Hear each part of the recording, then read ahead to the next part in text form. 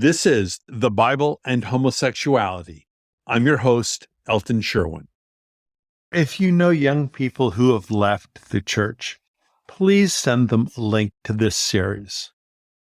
How churches are failing young Christians. 1 in 5 Gen Z Americans now describe themselves as LGBT. Today, we look at how churches are failing these young Christians, and we examine why millions of young Christians are leaving the church and why some of them are committing suicide.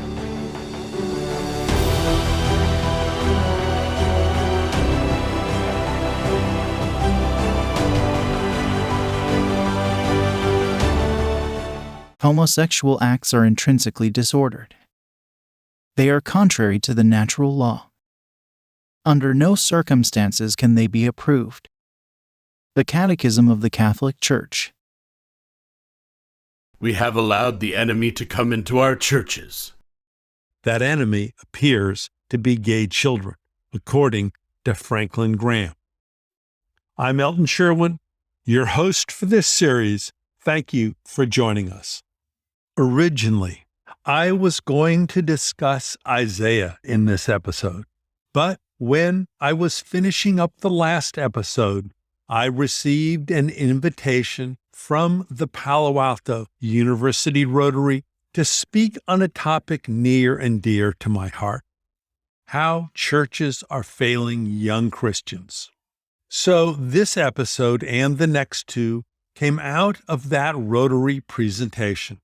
In this episode, I discussed the near universal failure of churches to deal with young queer Americans and the dramatic decline in church attendance. In the next episode, we will deal with the teaching of purity and abstinence doctrines and the damage they have done and continue to do. Then, in the third episode of this series, we will discuss an alternative to these purity and abstinence doctrines and how unmarried Christians can have God-honoring sex and need not live a life of celibacy. On to today's topic: how churches are failing young Christians. There are some surprisingly large benefits to attending religious services. Unfortunately, there is a dark side to religion, particularly for some young adults and members of the LGBTQIA+ community. Most healthcare professionals and even many pastors underestimate the near miraculous health benefits associated with church attendance. In one of the largest studies of its kind, a team at Harvard's T.H. Chan School of Public Health analyzed data from more than 74,000 women collected over 20 years. Those who regularly attended worship services were less likely to be depressed, they were 1/3 less likely to die, and they were almost half as likely to divorce when compared with women who did not regularly attend religious services. Wow. Who wouldn't trade an hour a week of their time for a 33% reduction in the likelihood they would die this year? But wait, it gets better. In a press release about a separate study, the Harvard School of Public Health announced religious upbringing linked to better health and well-being during early adulthood. Youth who attended weekly religious services reported greater life satisfaction and positivity in their 20s and were less likely to, subsequently, have depressive symptoms, smoke, use illicit drugs, or have a sexually transmitted infection. Let me repeat that. Youth who attended weekly religious services reported greater life satisfaction and positivity in their 20s and were less likely to, subsequently, have depressive symptoms, smoke, use illicit drugs, or have a sexually transmitted infection. You would think, with these benefits, church attendance would be booming.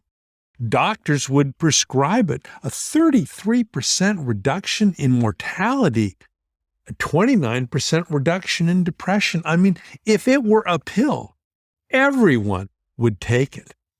You'd give it to your kids. But alas, church attendance is not booming. According to the Barna Group, between 2009 and 2020, weekly church attendance fell from 48% of Americans to 29%. Why are Americans attending church less frequently? According to the Pew Research Center, the nation's overall rate of religious attendance is declining, not because Christians are attending church less often, but rather because there are now fewer Christians. According to Pew, between 2009 and 2019, those who were religiously unaffiliated grew from 39 million to 68 million. Wow. Christians are leaving the church in droves. And this exodus is being led by young people. According to Pew, in my parents' generation, only 10% of America said they were religiously unaffiliated. Today, millennials, my children's generation, 40% say they are religiously unaffiliated. This church exodus probably has many factors. However, today I will look at two related reasons that damage many young Christians, cause some to commit suicide, and cause millions more to leave the church. Reason number one, the treatment of sexual minorities. Many young Christians feel themselves as allies of queer people. Almost all Americans, all young Americans, know someone who is a sexual minority, and everyone sees them on TV, at the Olympics, as sports commentators, in politics, as military officers, on Modern Family, Johnny Weir, Mayor Pete, etc. They just don't feel like the enemy that they did to our parents or grandparents. And many young men no longer feel threatened by gay men. Many young Christians who feel themselves as allies of queer people are not going to be part of churches that won't let their queer friends get married. Today, what we call non-affirming churches. They instinctively sense the ungodliness of refusing to marry sexual minorities and of refusing to ordain sexual minorities and telling sexual minorities they are sinful unless they are celibate their whole lives.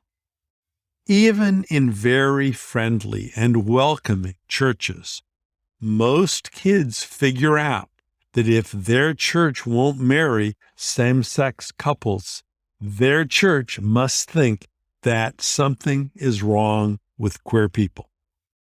And even if they have not read the research, many young people instinctively know that conservative churches are not safe places for their queer friends. And the research bears this out. The benefits of church attendance do not accrue to queer kids.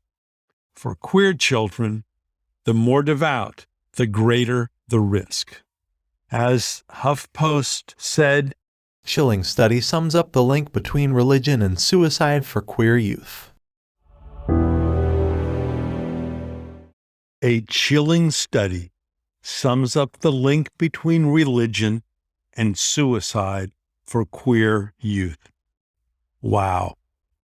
The increased risk of suicide for queer children appeared in a broad spectrum of churches, apparently including some that are liberal, welcoming, and profess to be inclusive.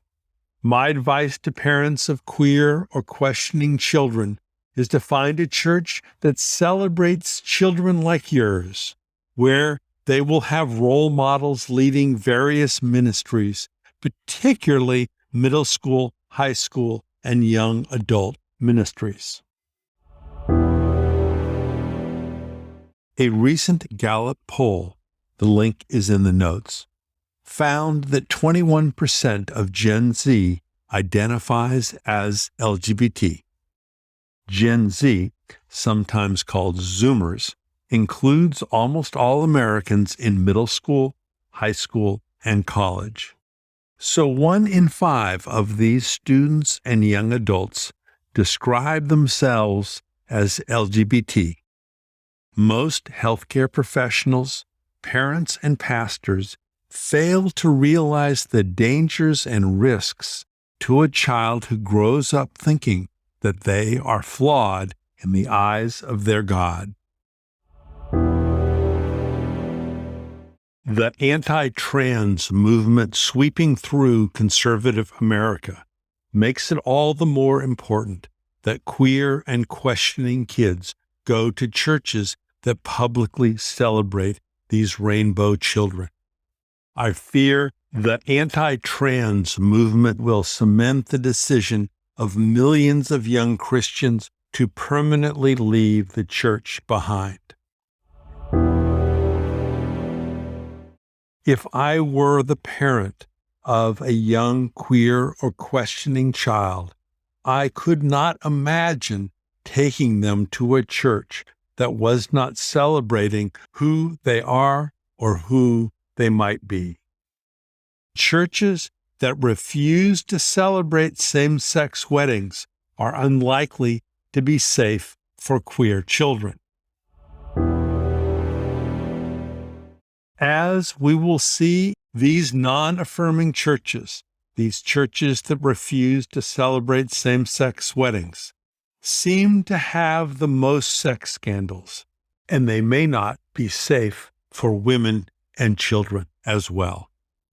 You don't have to be a statistician to sense the animosity. The following quote from Franklin Graham is read by Descript. We have allowed the enemy to come into our churches. We have allowed the enemy to come into our churches. That enemy appears to be gay children, according to Franklin Graham, the son of Billy Graham. And from the official Catechism of the Catholic Church. Basing itself on sacred scripture, which presents homosexual acts as acts of grave depravity. Homosexual acts are intrinsically disordered. They are contrary to the natural law. Wow. This biblical case against gay men is incredibly contorted. In my podcasts, particularly episodes 1 through 5, I go through the clobber verses line by line, showing that they do not condemn consensual adult relationships. I was making sure that I was quoting the most current Catholic catechism that states, Homosexual acts are intrinsically disordered. They are contrary to the natural law. That is the current Catholic catechism. But as I was searching for it, I found this heartbreaking story. This is from the Human Rights Campaign website. In September 2015, the Vatican's Congregation for the Doctrine of the Faith.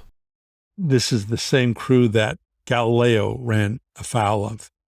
The Vatican's Congregation for the Doctrine of the Faith did not permit a transgender man in Spain to serve as a godfather. effectively barring transgender Catholics from serving as baptismal sponsors. Did not permit a transgender man in Spain to serve as a godfather, effectively barring transgender Catholics from serving as baptismal sponsors. Wow. The Vatican statement concluded, The result is evident that this person does not possess the requisite of leading a life conformed to the faith into the position of godfather, therefore is not able to be admitted to the position of godmother nor godfather. One should not see this as discrimination, but only the recognition of an objective absence of the requisites that by their nature are necessary to assume the ecclesial responsibility of being a godparent. whoa. Upon reading this quote from the Vatican, I immediately thought of Jesus' words in Matthew. What sorrow awaits you, teachers of religious law, and you Pharisees, hypocrites! For you shut the door of the kingdom of heaven in people's faces. Matthew, chapter 23, verse 13. What sorrow awaits you teachers of religious law, hypocrites! For you shut the door of the kingdom of heaven in people's faces. Young Christians are leaving churches that believe homosexual acts are intrinsically disordered, or gay children are evil, or that same-sex couples shouldn't be married. And young Christians are leaving churches that believe trans people cannot be godparents. Increasingly, young Christians are leaving churches that feel unsafe to their queer friends. And there is another reason that young people are leaving.